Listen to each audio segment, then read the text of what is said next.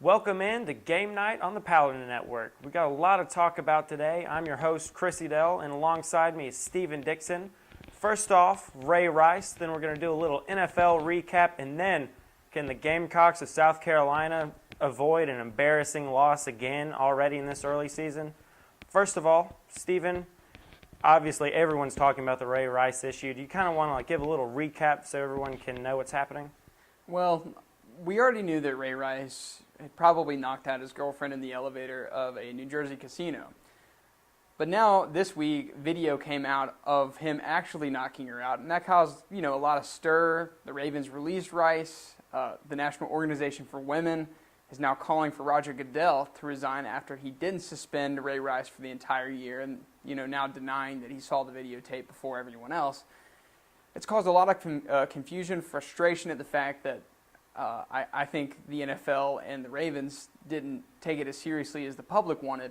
So that's why it's been such a big story, not just because it involves such a big player, but I think the NFL needs to address this issue going forward better than it has, at least this summer. Yeah, no, I definitely agree with you. Obviously, everyone had an uproar over the summer when Rice was originally suspended for 2 games, whereas you've got players that are, substance abuse, they're missing 4, 8 whole seasons, but you commit an act of domestic violence and slap on the wrist only 2 games and then you're on your way. No, people were absolutely outraged, and I think the NFL's made the right decision. I think the Ravens, this is one of the first examples of the Aaron Hernandez effect, if you will. They realize, oh, we're going to get in a lot of trouble. We've got to cut all losses. Let's go. I think it might have been something they need to do over the summer. Doesn't really matter. They made the right decision now, but I think the NFL changing their policy about it is a positive step, and hopefully this won't happen again, but if it does, then we'll see teams act better and cut them immediately. Yeah, and it was interesting to see because, Ray McDonald of the San Francisco 49ers was arrested for domestic violence over the summer, just 2 weeks ago, really. And then Greg Hardy over the summer was arrested for the same thing. It's an ongoing issue in the NFL, and I think the Ray Rice case really hit the nail on the head that this is something that needs to be changed.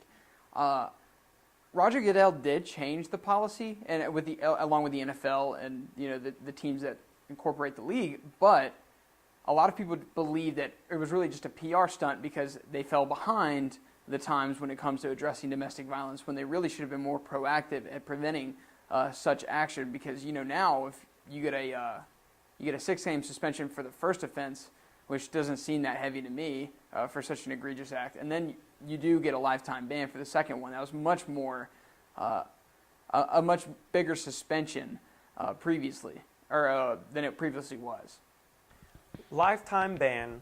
Obviously, not everything's concrete in the NFL. They go back and change things a lot. Is this the end of Ray Rice's career, or do you think we'll see him back sometime on another team?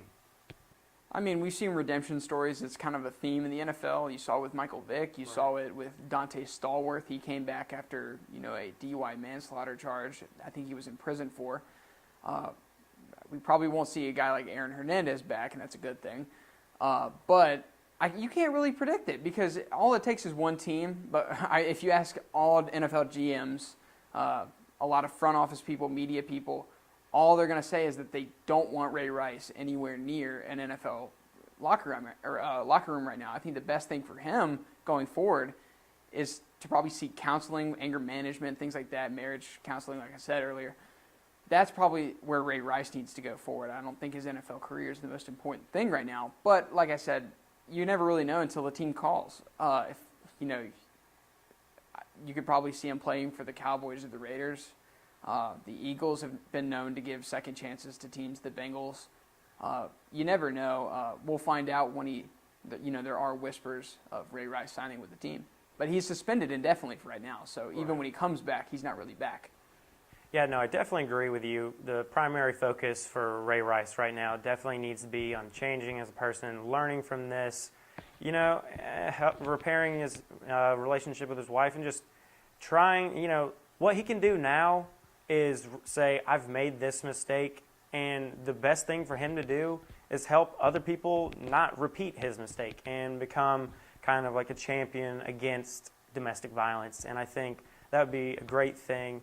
We're talking a little bit about suspensions today. Do you think we're going to see any big changes in the substance abuse policy? Like they're talking about it. Josh Gordon's, year-long suspension for his second offense. Like people were kind of outraged with that too. Marijuana's legalized in a couple states that even have NFL teams. I don't know. Maybe you think we're going to see a change in that, and also maybe even marijuana being allowed eventually. I don't know if they'll allow it, but I don't think the punishments will be as severe. And if you ask me too, since it's considered substance abuse and a lot of these guys actually have problems with doing it because they would rather smoke pot than make millions of dollars, which is an issue there. It's not just about smoking marijuana because you enjoy it. It's because you're willing to sacrifice your career for it. That's an issue where Josh Gordon and Justin Blackmon are at. I think they need to be around a locker room. They need to be around certain programs. What I don't think is right is the guys with the drug problems aren't allowed near the facility. I think Josh Gordon, I think Justin Blackmon deserve the punishments they got because they knew the consequences going into that, those decisions. But I think they should be allowed near the facility. Like, for example, Aldon Smith, his suspension, he's out for, I think, the first 9 games of the season, but he's allowed near the Niners facilities. I think the same standards should be held with all players because I think they need that environment, that professional environment to be around just to, be a productive member of society. I don't think being a used car dealer is going to be as good for Josh Gordon or Justin Blackmon. All right, well, that's all the time we have for the first segment. We're coming back with some NFL football after this.